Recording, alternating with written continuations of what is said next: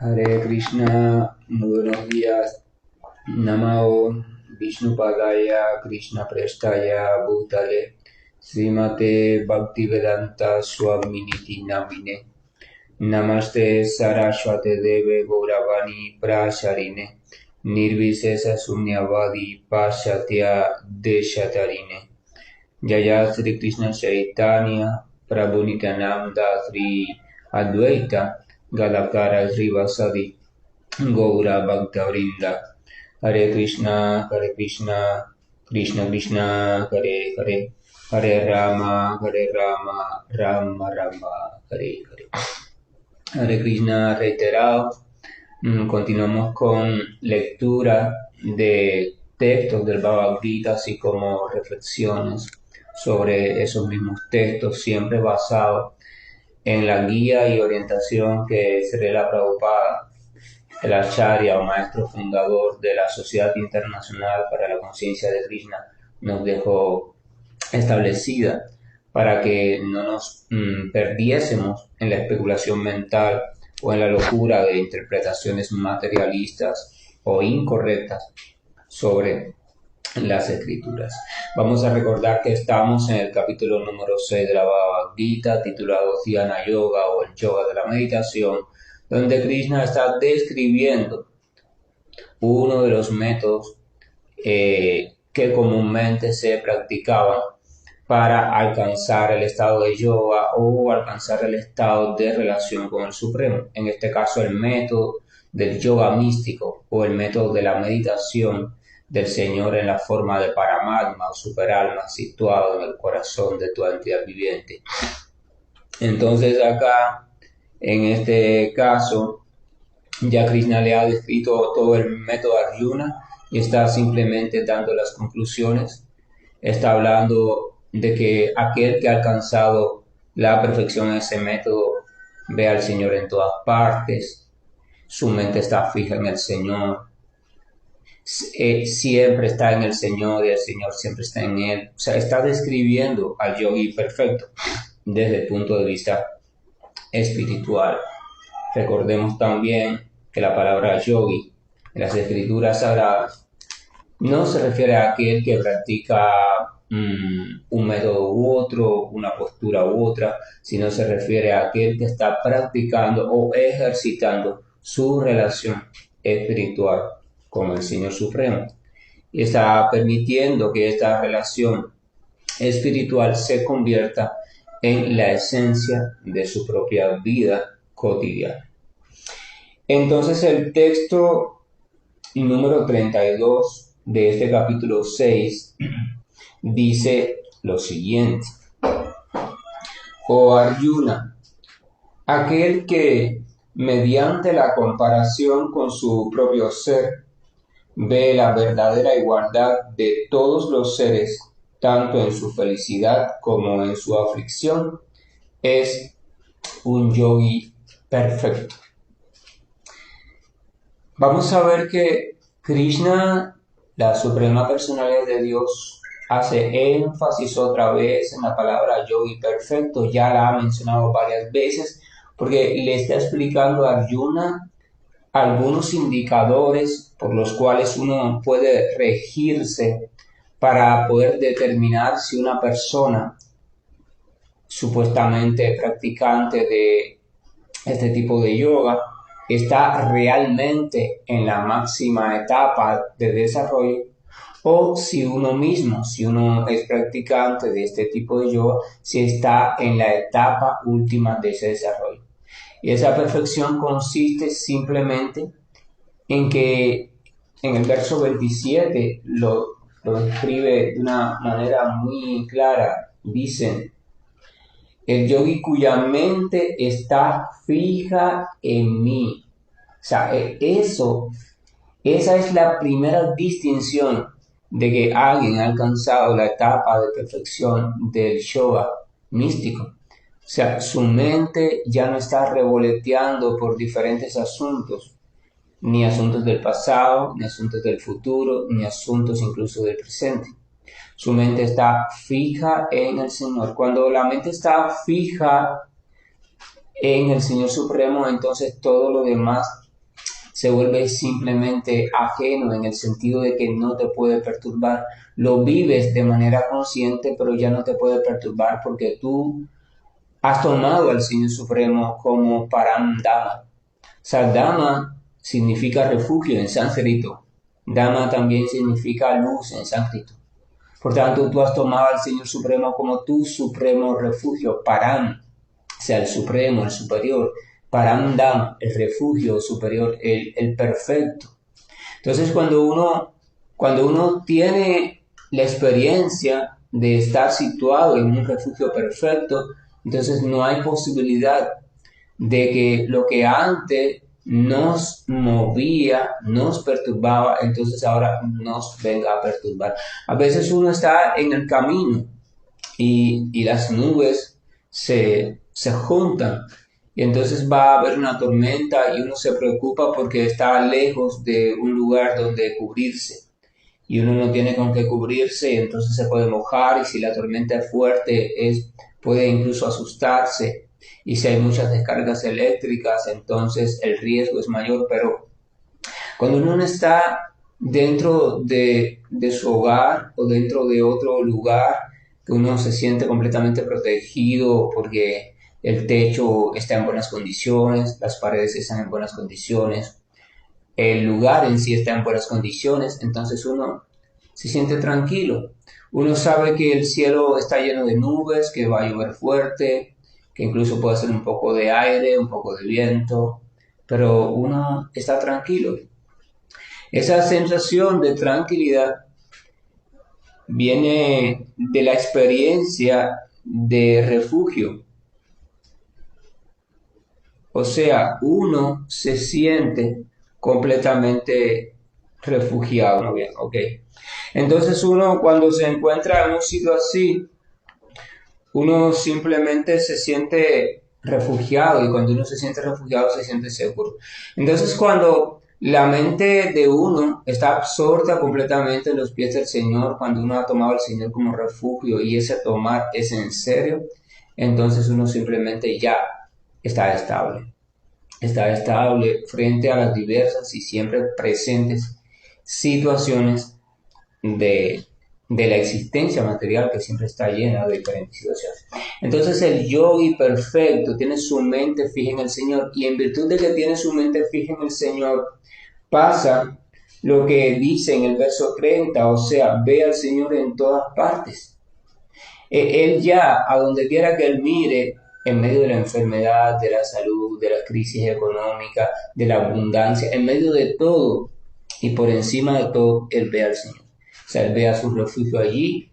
A veces no comprende por qué está pasando eso, pero él simplemente sabe que el Señor está allí. En medio de todo eso, aún allí el Señor le está acompañando. Entonces, en este verso de hoy, Krishna le está diciendo: aquel que mediante la comparación con su propio ser ve la verdadera igualdad de todos los seres, tanto en su felicidad como en su aflicción, es un yogi perfecto. Otra característica que habíamos hablado es que ese yogi perfecto, esa persona, también ve al Señor en todos los seres. Ve una igualdad, pero habíamos dicho que no era una igualdad biológica. No es porque, bueno, todos los seres vivos, como son seres vivos, yo los veo iguales porque son criaturas vivientes, hay que respetarlos, hay que quererlos, hay que tratar de amarlos, de no ser violentos con ellos. No, él no lo hace por eso. Él lo hace porque él ha comprendido que la propia entidad espiritual que hay en él y el Señor Supremo que está en él también está en otros. O sea, cada entidad viviente tiene una entidad espiritual en sí misma, el alma, y tiene una representación del Señor Supremo al lado de esa alma. Entonces, como él ve al Señor Supremo en todas partes y ve que en todas partes, en todos los cuerpos vivientes hay un alma adentro, es por eso que él siente esa unidad, él siente esa reverencia, siente ese amor, compasión. Y cuando uno siente eso, ya uno no tiene que luchar contra ideas de que si racismo, que si machismo, que si feminismo, que si regionalismo. Esas ideas son cuestiones de la mente, basada en cualidades o características del cuerpo o situación geográfica donde se encuentra ese cuerpo. Cuando nuestra mente es atada por el ego falso, vamos a recordar, este ego falso te identifica con el cuerpo, tú eres el cuerpo. Entonces todas tus decisiones, tú las vas a tomar en función de las características de ese cuerpo. Si mi piel o el color de la piel del cuerpo es más oscura que el color de la piel de la mayoría de las personas que viven en el lugar donde yo estoy viviendo, entonces por naturaleza, sí, espontánea, yo me voy a sentir diferente y esas personas me van a ver como algo diferente. Y como soy de la minoría, entonces me van a ver como algo diferente en modo degradado, o sea, aquel es inferior a nosotros. Su piel es más oscura y nuestra piel es muy blanca. Pero ¿por qué pasa eso? Porque se están identificando a ellos mismos con el cuerpo material, con las características del cuerpo material. Mira, aquellas características significa que esa persona es una mujer y por tanto si es una mujer tiene que estar en el templo aparte, no puede hacer ciertos servicios que es solo para hombres porque son muy elevados. O sea, ¿por qué pasa eso? De nuevo, se están identificando con las características del cuerpo material. Pero cuando una persona se supone ha comprendido la esencia espiritual, entonces una persona comienza a dejar de identificarse tanto con esas características y comienza a identificarse con una comprensión más lúcida de lo que es realmente la espiritualidad. Yo, por desgracia, quizás porque me da cierta sensación extraña, he leído, he visto y he escuchado discursos de unos cuantos líderes supuestamente religiosos o de ciertos senderos que hablan despectivamente, por ejemplo, de la mujer. Hablan despectivamente de la mujer y tratan despectivamente a las miembros, incluso femeninas, de su comunidad.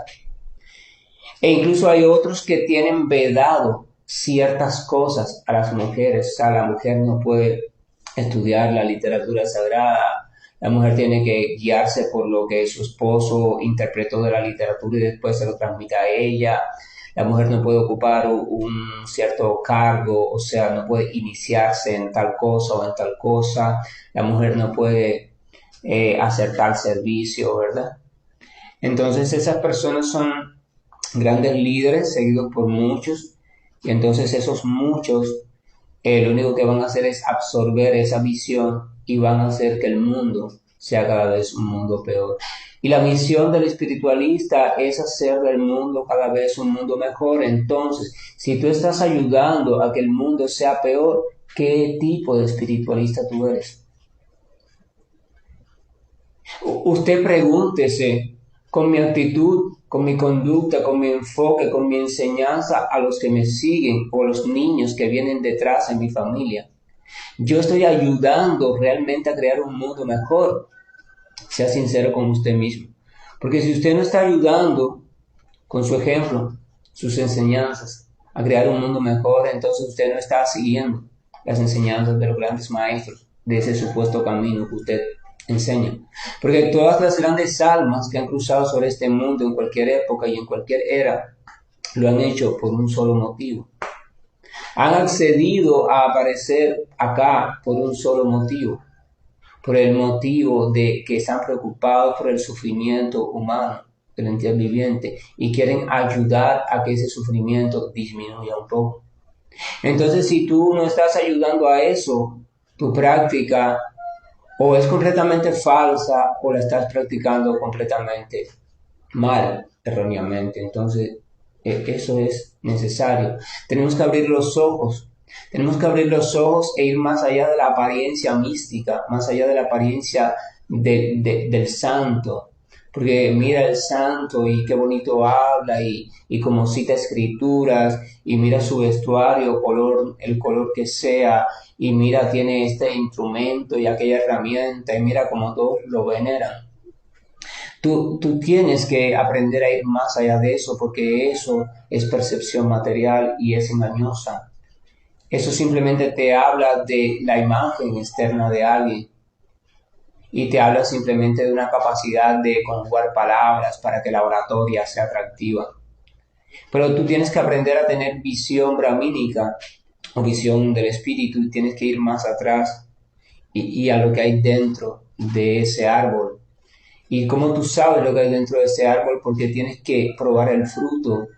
Y el fruto no es aquel comportamiento ensayado que ya él tiene bien ensayado para que lo quieran mucho, lo alaben, lo adoren como gran maestro. El fruto es aquella conducta que le salga espontáneamente, porque en lo espontáneo está la veracidad. Y entonces va y usted un día va por la calle y ve de lejos a esa persona y como ya no está en el templo, tiene un comportamiento espontáneo que choca, que no coincide con el comportamiento que siempre muestra en el templo, y tú dices, hey, espérate un momento. ¿Cómo es posible que esa gran personalidad, ese gran devoto, ese gran santo que es tan querido, mira, cómo es posible que aquí se le salga tal comportamiento? Aquí hay algo que no está bien. Entonces uno tiene que salir, la mente de nosotros está entrenada para responder a la publicidad. Nosotros nos hemos adaptado a no pensar y simplemente irnos por las cosas más primitivas. Nos muestran colores atractivos, palabras que la mercadotecnia sabe que son sensibles a nuestra mente, que van a despertar nuestro interés y así manipulan nuestra capacidad de decidir. Pero un espiritualista tiene que volver a activar la inteligencia. No la inteligencia de sumar 2 más 2 es 4, o de saber mucho de historia, o de saber mucho de ciencias naturales, o de medicina, o de astronomía, o la inteligencia de saber mucho de economía. No, tiene que reactivar la inteligencia que permite tener un discernimiento adecuado. Esa capacidad se llama buddhi, la capacidad de discernir claramente más allá de lo que las apariencias muestran. Entonces, eso siempre a veces lo repito porque parece un tema común, cualquiera podría decir, claro, sí, sin duda, uno tiene que tener cuidado, pero no lo hace. La gente lo ve tan normal que piensan que ellos están teniendo ese cuidado, pero es muy poco probable que lo estén teniendo. De una forma u otra, siempre hay cosas que nos cautivan, nos arrastran y nos bloquean la inteligencia. Porque cuando algo te gusta, así te impresiona de primera impresión, si tú no tienes cuidado, tu capacidad de inteligencia va a quedar bloqueada. Porque esa impresión te va a atrapar tanto que tú vas a pasar por alto detalles que no son detalles favorables. Pero como eso te impresionó, tú ni los tienes en cuenta. Y ahí es donde viene la cosa, ahí es donde viene después el problema. Entonces vamos a leer, compartir el comentario que hace Srila Prabhupada sobre este verso número 32. Prabhupada explica, aquel que está consciente de Dios es un yogi perfecto. Ya eso lo hemos mencionado, Krishna lo ha mencionado. Él está consciente de la felicidad y de la aflicción de todos en virtud de su propia experiencia personal. La causa de la aflicción de una entidad viviente la constituye el hecho de haber olvidado la relación que esa entidad viviente tiene con Dios. Y la causa de la felicidad la constituye el hecho de saber que Krishna, la suprema personalidad de Dios, es el disfrutador supremo de todas las actividades del ser humano. Es el propietario de todas las tierras y de todos los planetas. Y es el amigo más sincero de todas las entidades vivientes. Aquí Srila Prabhupada nos recuerda un hecho muy significativo en el cual todo espiritualista serio debe reflexionar. Es la causa del sufrimiento. Gautama el Buda, cuando salió de palacio, dejó su vida de príncipe para irse a los bosques a investigar lo hizo movido por una preocupación, por una pregunta, por una idea, por una duda. Él quería saber por qué la entidad viviente está sometida al sufrimiento. Era un gran alma, porque todo el que se identifica con el sufrimiento y quiere buscarle solución definitiva es un gran alma. Y entonces, ¿por qué la entidad viviente está sometida al sufrimiento? Y salió a buscar la respuesta y se metió casi 20 años en encontrar la respuesta. Entonces, Prabhupada explica lo que explica la literatura védica, lo que explican los grandes acharyas anteriores. Él dice que el sufrimiento de la entidad viviente tiene su causa esencial en haber olvidado la relación que esa entidad viviente tiene originalmente con el Señor Supremo. Por tanto, la felicidad constituye rescatar esa relación. Comenzar a uno comprender que uno es un ser espiritual, comenzar a comprender que el Señor es el ser espiritual original, que hay una relación eterna, que esa relación es de amor y de servicio. Y entonces uno comenzar a ver a Dios como el dueño de todo, el disfrutador de todos, el amo de todo. Porque la entidad viviente en su ilusión se está considerando a sí misma como la disfrutadora de todo. O sea, todos quieren disfrutar y disfrutar de la naturaleza material a su antojo. Y cuando usted quiere disfrutar de algo, usted debe saber algo. Esto lo pueden observar en sus propias vidas. Cuando tú quieres disfrutar de algo, el primer sentimiento que te viene es el deseo de apropiarte de ese algo. Ese algo es mío. O sea, aquella chica me gusta, quiero disfrutar de ella, entonces tengo que apropiarme de ella. Ahí viene el término novio, esposo, o sea, mío, debe de ser mía. Tú crees que es posesión tuya. Esa tierra de ahí me gusta porque tiene un riachuelo cerca, entonces quiero disfrutar de ella, porque cuando algo te gusta, tú quieres automáticamente ver la manera de disfrutar de ese algo. Si puedes disfrutar apropiándotelo para tenerlo para ti siempre en esa ilusión, entonces haces lo posible por hacer. Entonces en ese mío querer disfrutar, tú te crees el disfrutador, te crees el dueño, te crees el que controla toda la situación, o sea, tú te crees Dios. Y ahí comienzan todos los problemas.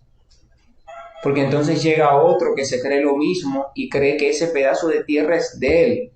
Y por tanto, como le pertenece a él, te lo quiere quitar a ti porque tú crees que es tuyo. Y ahí es lo que a gran escala llamamos, por ejemplo, guerra.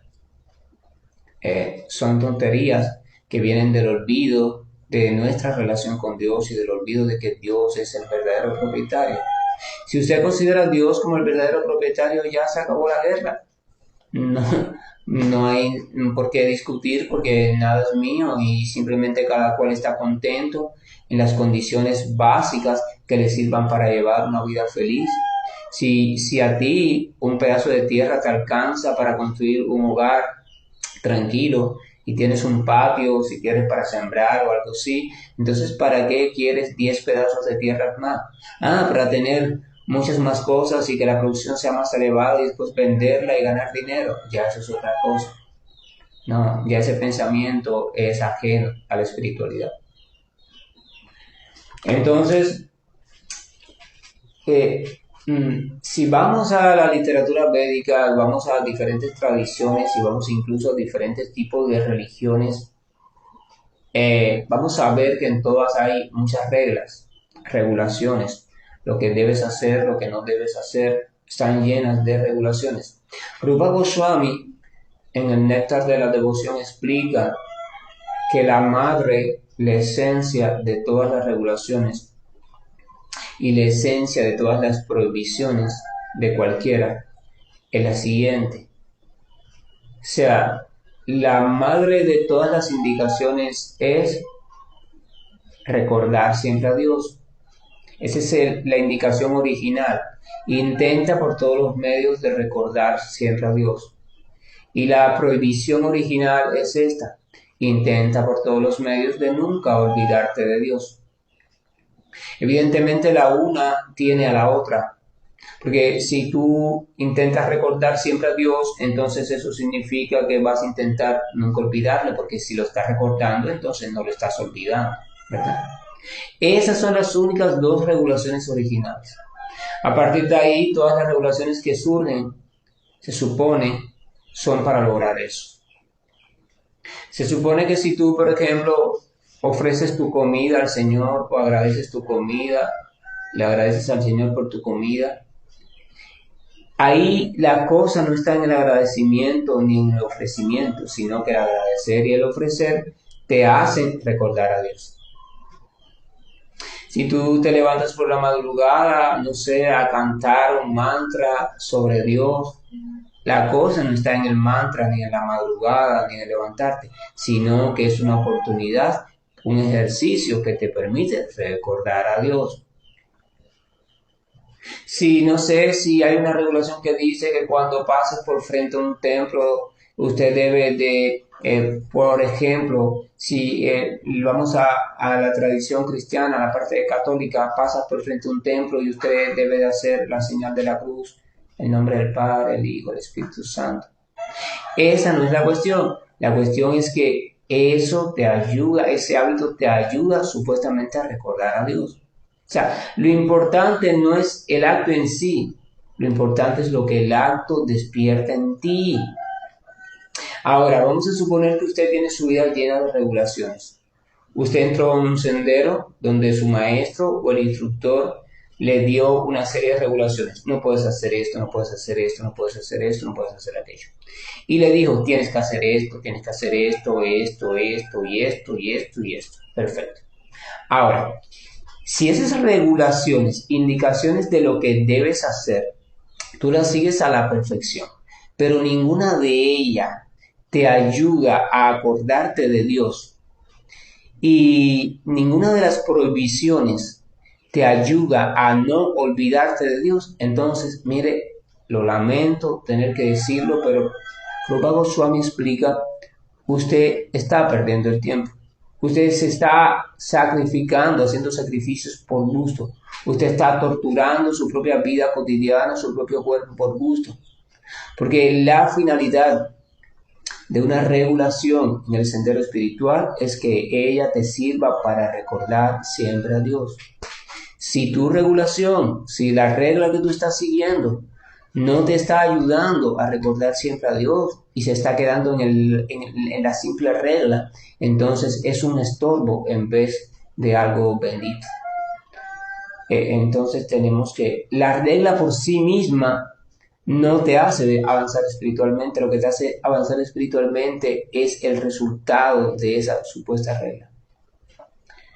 Hay que practicar una espiritualidad lúcida, una espiritualidad donde usted use su inteligencia y se pregunte, a ver, por ejemplo, el simple hecho de yo caminar, vamos a poner un ejemplo absurdo para que no tenga que ver con ninguna regla original, con nada y nadie se sienta ofendido. Vamos a suponer que a mí en mi práctica me han dicho que yo debo de caminar y cuando vaya a dejar de caminar, ya sea para sentarme o para pararme, entonces debo de dar 3 golpecitos en el piso con el pie derecho, ¿verdad?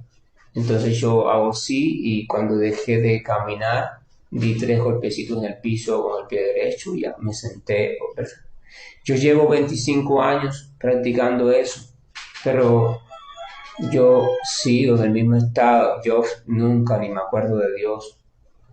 Y entonces esa práctica no sirve para mi avance espiritual.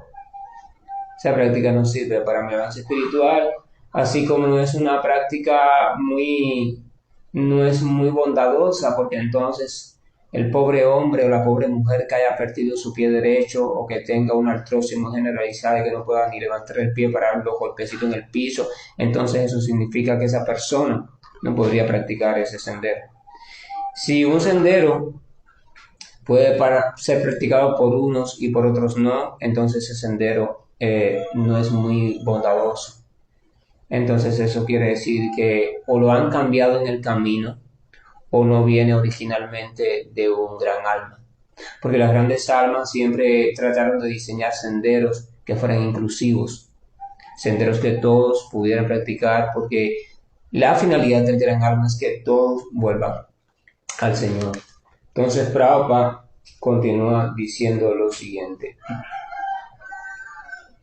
el yogi perfecto sabe que el ser viviente, quien está condicionado por las modalidades de la naturaleza material, vamos a recordar que esas modalidades son aquellas tendencias que desde nuestras programaciones mentales, desde nuestros instintos materiales, nos empujan a actuar de una manera o de otra, aun sin nosotros quererlo. Dice que el yogi perfecto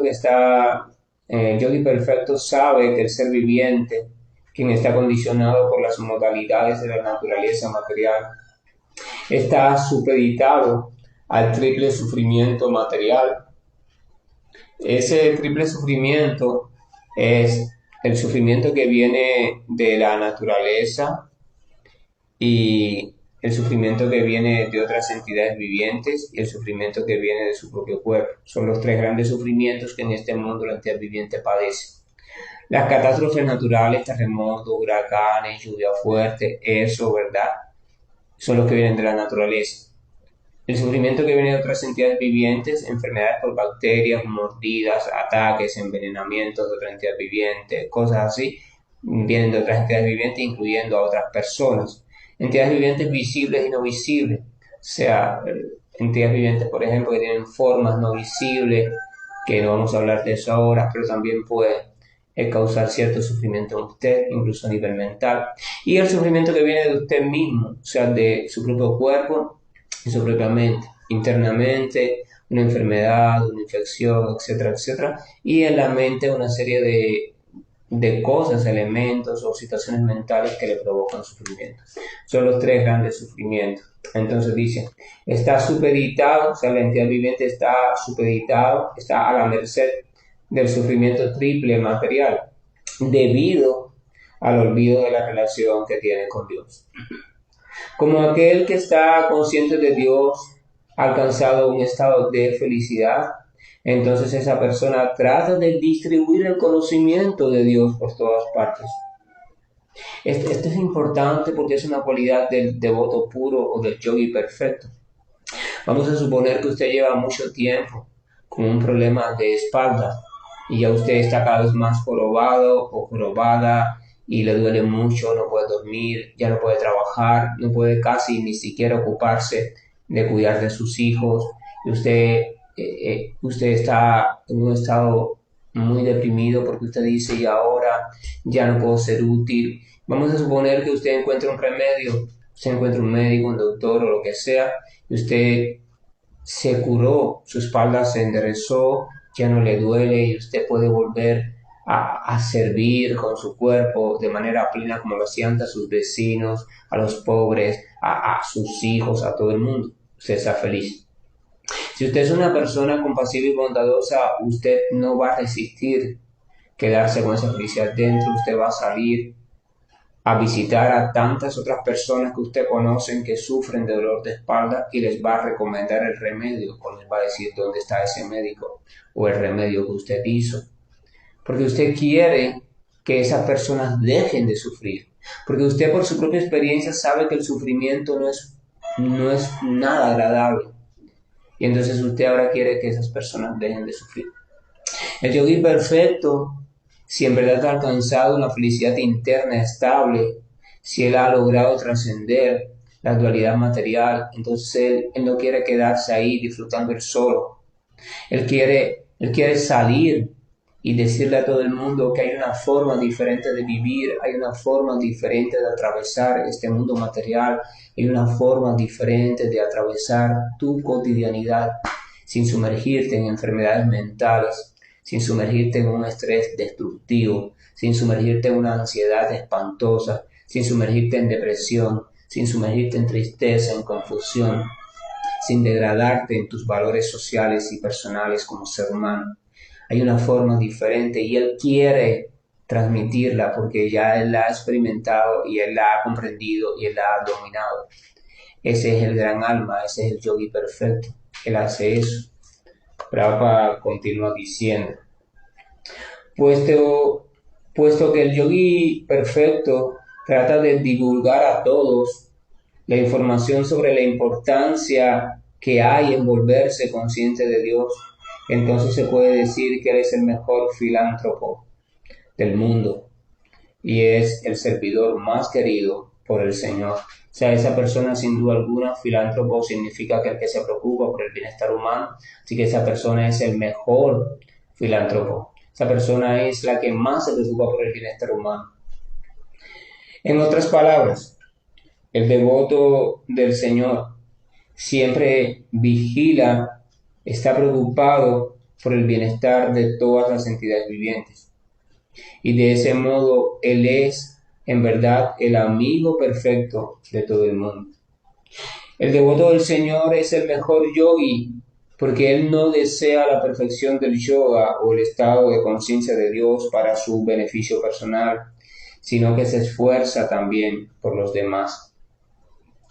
Él no envidia a sus semejantes, Él ama a sus semejantes.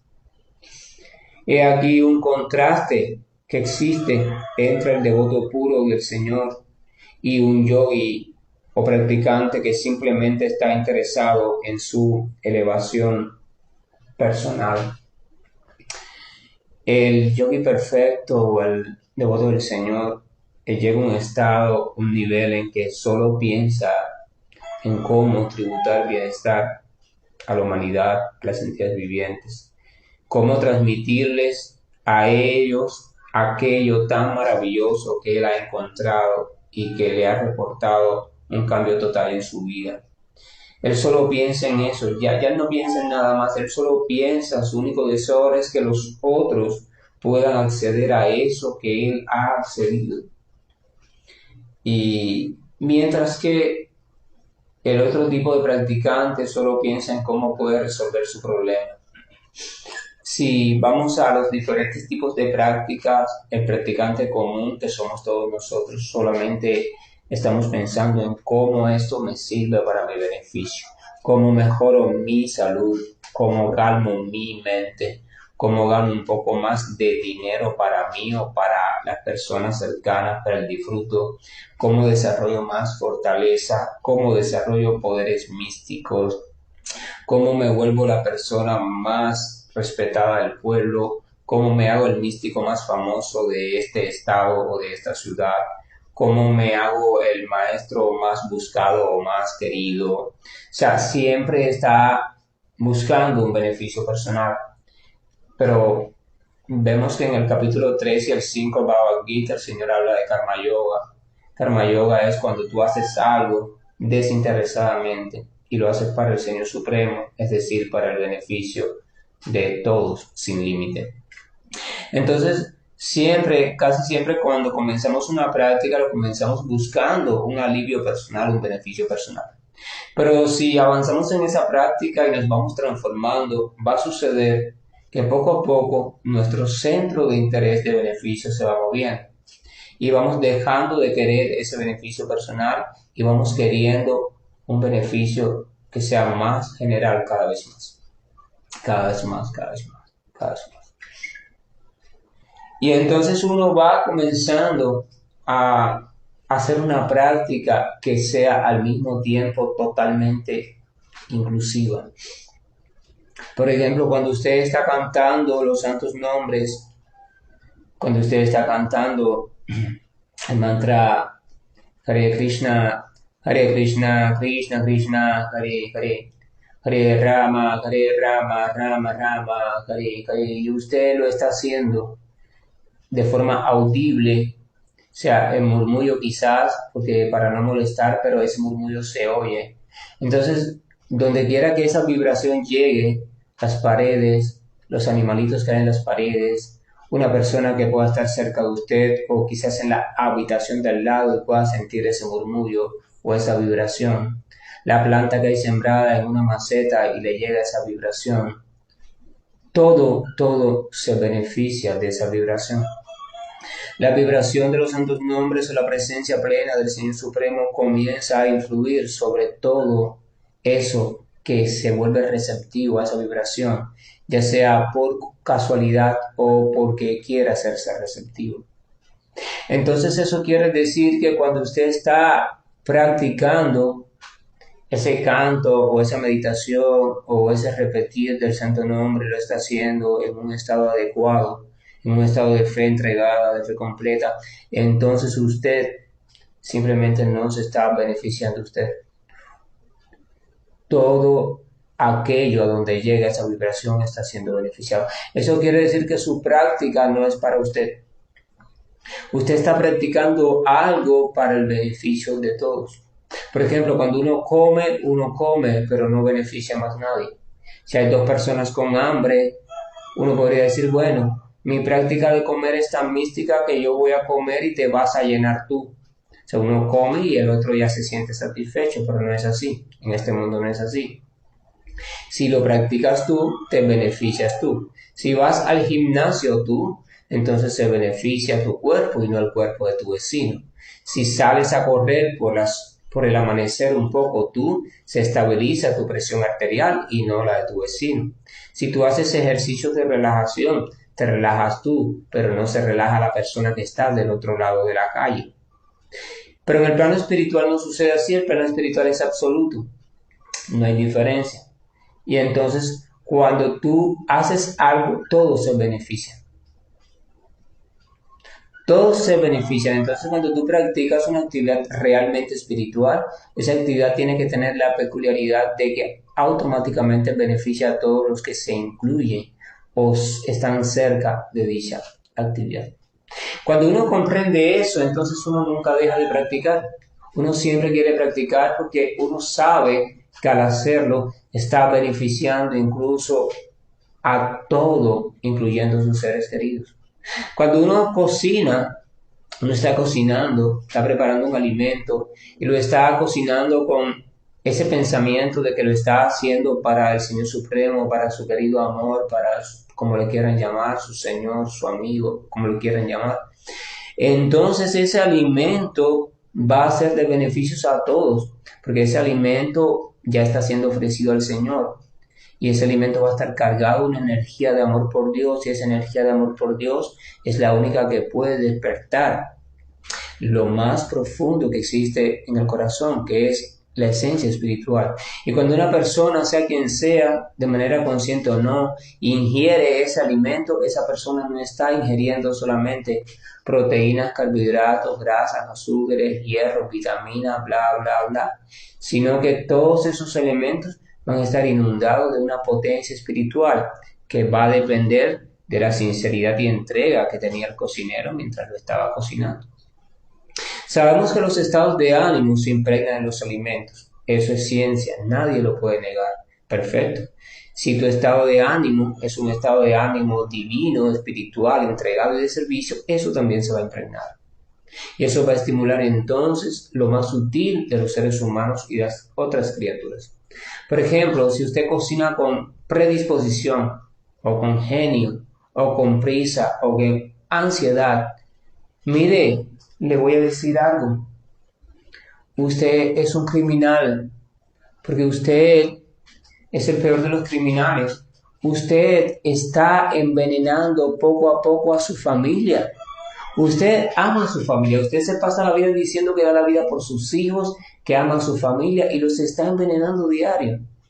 Porque si usted es quien cocina en su casa, y usted cocina y usted siempre está predispuesta y usted siempre está llena de ansiedad y usted siempre está llena de no sé cuántas cosas y de genio y no se da cuenta de eso porque ya es automático en usted.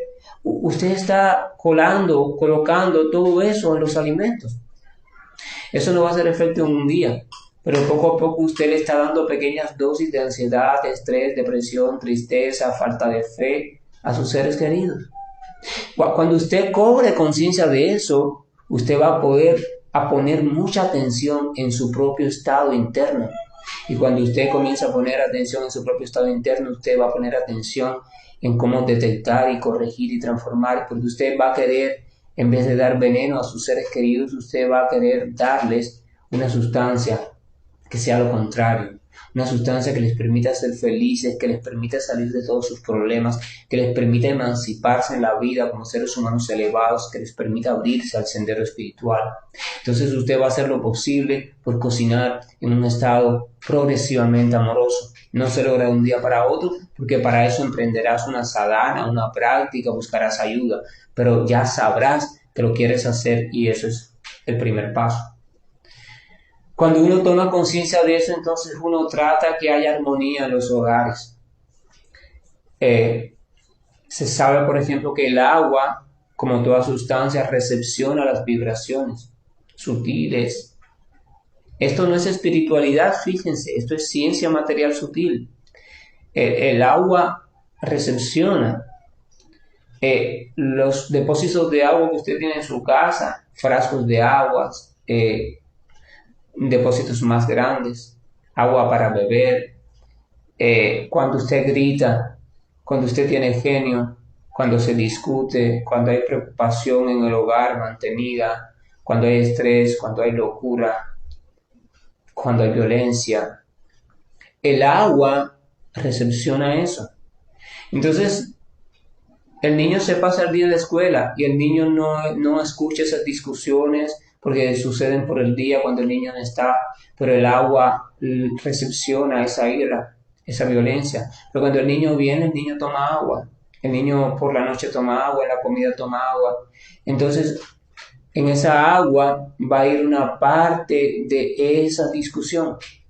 Entonces usted, sin querer también, quiera o no quiera, está afectando a su niño querido.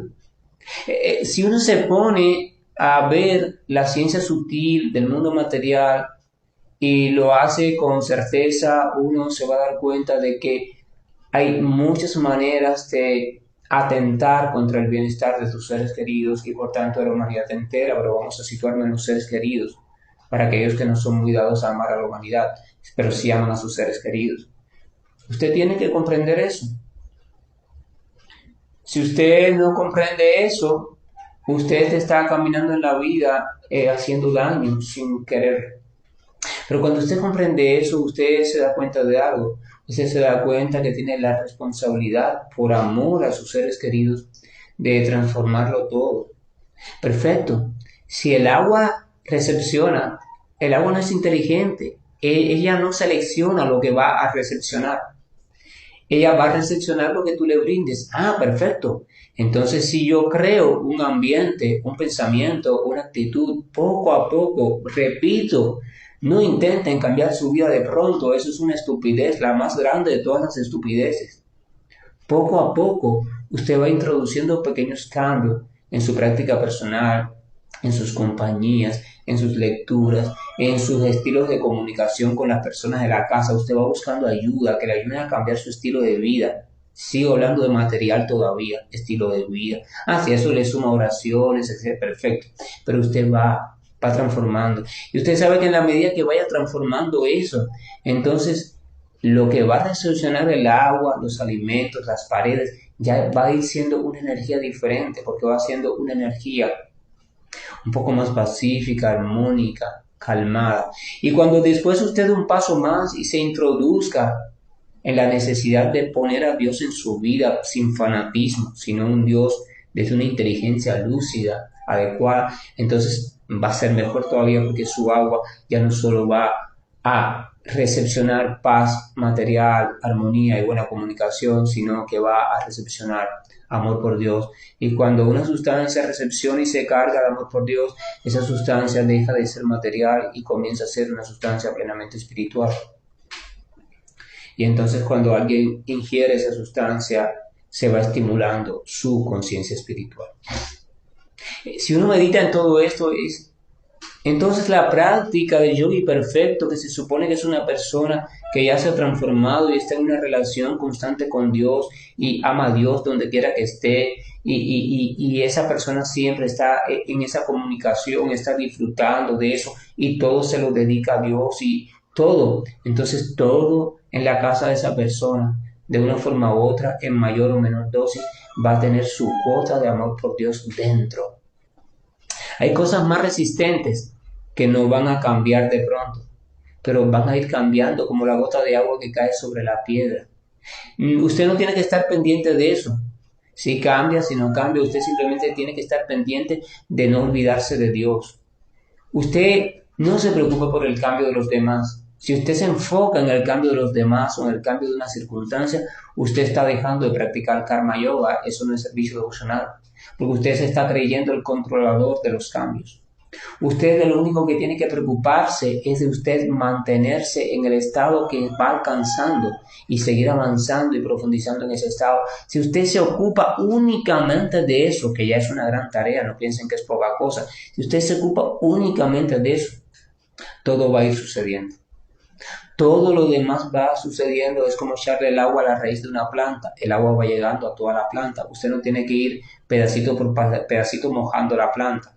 Echa la raíz y la planta va absorbiendo y a su debido tiempo va llegando hasta la última hojita, hasta el último cajito.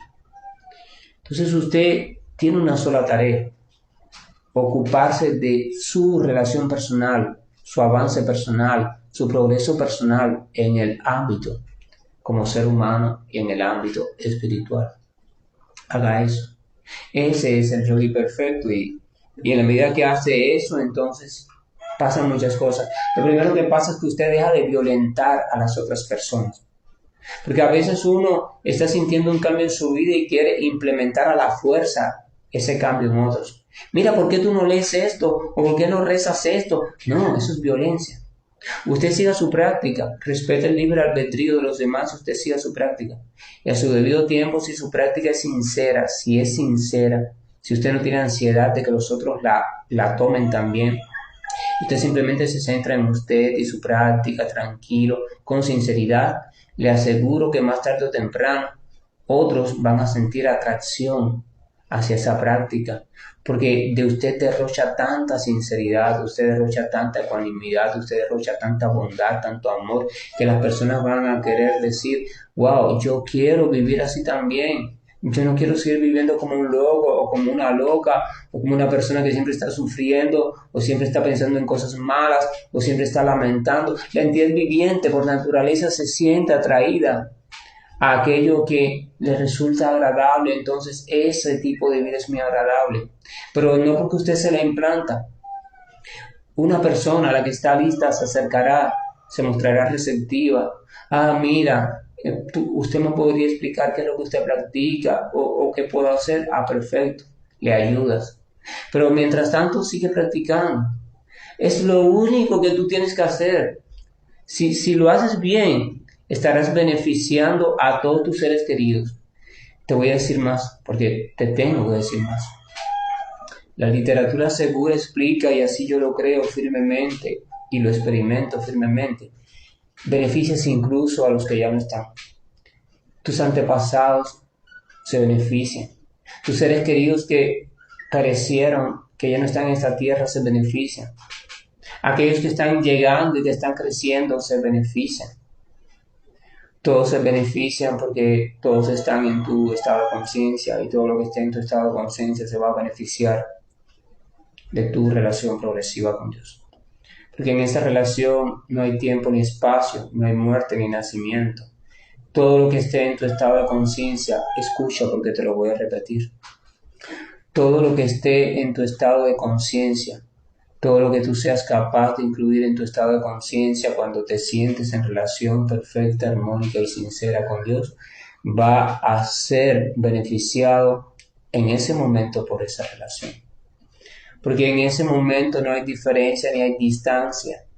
Si usted tiene una familia la cual se preocupa y está a miles de millas de distancia, y usted está en su práctica y usted está inmerso en la meditación de los santos nombres y usted está sintiendo que esa vibración está inundando todo tu cuerpo, es como si todas tus células vibraran al compás de los santos nombres y tú sientes que tus paredes vibran al compás de los santos nombres, tu casa, el espacio, todo se va expandiendo. Entonces usted se da cuenta que usted no tiene limitación en ese momento y en ese momento entonces incluso aquella persona que está a miles de millas de distancia, esa persona está en su mente porque usted está preocupada por esa persona. Entonces esa inundación de vibración sagrada va a estar también ocupando la vida de esa persona. Eso quiere decir que esa persona va a estar recibiendo un beneficio espiritual que quizás no se haga manifiesto en el momento, porque todavía esa persona tiene muchas cosas que ir transformando, pero ya eso va a estar pulsando ahí adentro y va a estar haciendo cambios muy sutiles y pequeños en la vida de esa persona. Eso quiere decir que la mejor manera que usted y yo tenemos de ayudar incluso a los seres queridos por los cuales estamos tan preocupados y nos sentimos impotentes porque no los podemos ayudar es esa. Sea fiel, preocúpese por hacer una práctica adecuada, bien orientada, que coincida con las escrituras y que sea una práctica sincera. Si usted se vuelve fiel a su práctica, si usted se vuelve lúcido, inteligente, practica con inteligencia, no con fanatismo, sino con comprensión, entonces le aseguro, porque así lo aseguran todos los acharyas y escrituras, le aseguro que usted va a ser el mejor filántropo, la persona más preocupada por el bienestar humano y la que más va a beneficiar a todos los seres humanos, empezando por sus seres queridos. Su práctica, simplemente ocúpese de su práctica. Prabhupada entonces termina el comentario diciendo: ese tipo de persona es el mejor yogi porque no desea la perfección del yoga para su beneficio personal, sino que se esfuerza también por los demás. Él no envidia a sus semejantes. He aquí un contraste entre el devoto puro del Señor y un yogi y un tipo de yogi que solo esté interesado en su elevación personal.